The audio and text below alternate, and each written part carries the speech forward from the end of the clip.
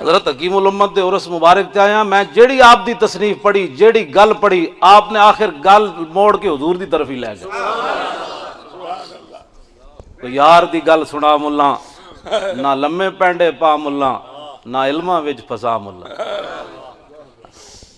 ہن میں آپ دی جڑیاں گلاں پڑھیاں اگر بیان کراں تے رات لنگ جائے بھئی آپ نے ہر گل حضور دی طرف کیویں موڑی۔ کیا بات ہے، سبحان اللہ۔ نور العرفان پڑھو تے جڑے جال حاشیہ آپ لکھ دیں کہیں گے اس سے حضور کی فلاں شان ثابت ہوتی ہے، سبحان اللہ۔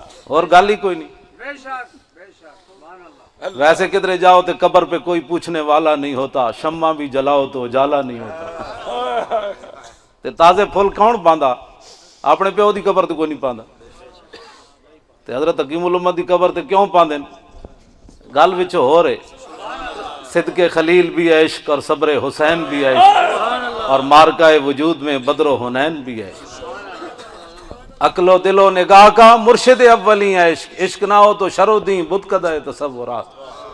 مومن از عشق است و عشق از مومن است، عشق را ناممکن ہے ما ممکن است۔ جتھے عشق اتھے مومن، جتھے مومن اتھے عشق۔ دنیا جنوں ناممکن سمجھے جی نہیں ہو سکتا، جی کیویں ہو سکنا جناب، یہ گل ہو کیویں سکتی؟ 8 تلواراں لے کے صحابہ بدر وال چل پے، سانو یہ غلام پڑ پہ گئے، سانو ڈرائی رکھ دینا ہاں امریکہ بڑا طاقت والا ہے جناب، بہتر ہے کہ ان شیروں کو سکھا دے رمے آہو، باقی نہ رہے شیر کی شیری کا فسانہ۔